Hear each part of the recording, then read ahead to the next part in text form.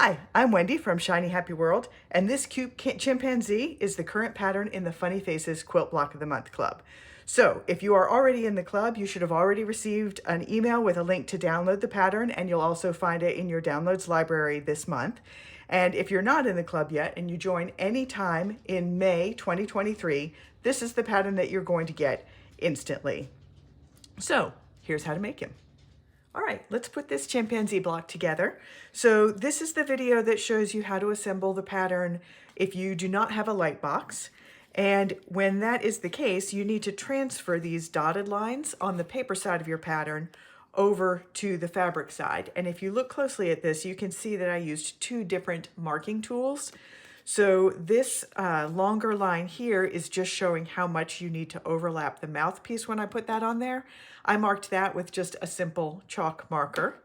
And then the eyes, if you can see that, I used just a Sharpie to mark that. I'm gonna put a black, solid black applique eyes on that, so it doesn't matter that it's a black line, it's not gonna show through the black fabric. So I used that for the eyes, and I also used that to mark the placement of the nostrils and also the mouth. The mouth, I'm gonna stitch right over that black line. This is a permanent pen, but I'm gonna stitch over it with black thread, so it doesn't matter that that's permanent, you're never gonna see it. So let's put this guy together. So I am doing this one, what I call snapshot style. So I'm going to start with the shoulder piece that goes off the edge of the block.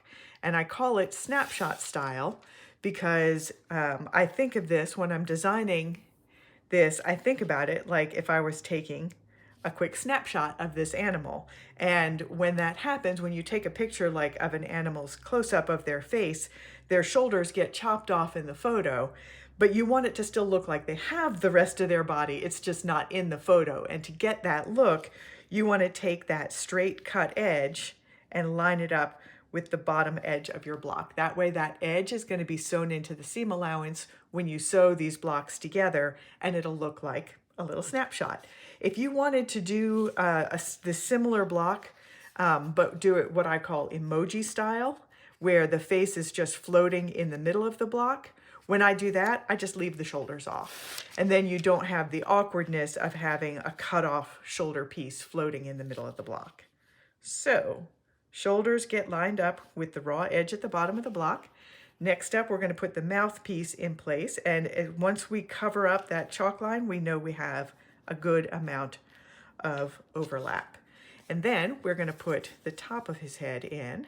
And this is just going to tuck behind that mouthpiece. And again, we've got this chalk line. And once we've got it tucked so that that chalk line is covered, we know we have enough overlap. And I've got his head kind of tipped sideways a little bit. You can play around a little bit with the layouts. So this is ear number 1, and that goes on this side of his head. You could probably swap them, but the pattern includes a placement guide that shows you which piece goes where. So if you have any questions about it, that's always a good reference. And then the other ear gets tucked behind the head on this side. Again, tuck it just until that chalk line is covered, and then you're good. And then we have two different sizes of ovals. We've got some smaller ovals and some larger ovals. And again, this is where that placement guide is going to help you out. So we're going to start out with the smaller ovals. That is piece number 8 and 9. And those are his nostrils. And then the eyes are just a little bit larger. So I really like these fabrics. These are part of the Animal Kingdom Fabrics collection. These are blenders that I've designed especially for applique. I really like these tone-on-tone prints. It lets each shape read as that shape, but it gives it lots of texture. And I designed them using the same basic hue of brown, for example. And then, so all of these 3 colors here are all related. So they all look really good together. And it's nice to have a collection that you know goes together like that. If you shop online, it can be so hard to judge the colors. All right, so I just popped those eyes in right on where I had the eyes marked.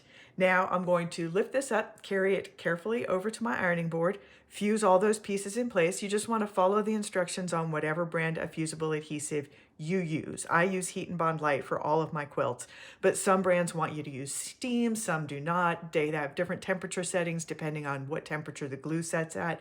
So just follow the instructions on what you're using. Then I will take it to my sewing machine and I will do all of the outline stitching and I will stitch that cute smile. And then I'll bring it back here and show you this finished block and also show you 2 other color versions that I made.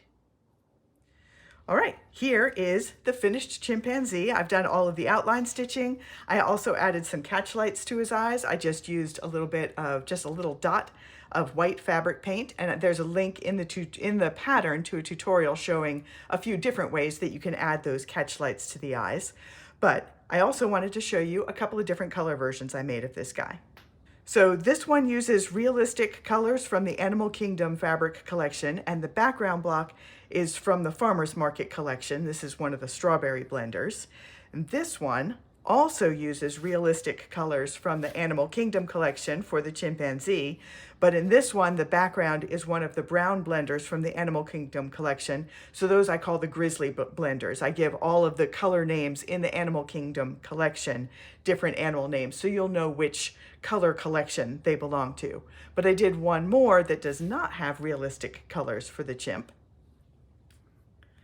Here is my fantasy version of the chimpanzee. So this one uses eggplant blenders from the Farmer's Market color collection, and the background block is one of the avocado blenders. So this is a pattern, a quilt that I'm working on where all of the blocks use different blenders from the avocado blenders collection for the backgrounds and different other colors from the Farmer's Market collection for each animal. So you can make your animals any color you want as long as you keep the dark and light, the relative dark and light, the same as they are in real life. They will still look like somewhat realistic animals. So in this case, the chimpanzee head and body is typically darker than the ears and the face. And so I've followed that pattern on this, so you still get what looks sort of like a realistic chimpanzee.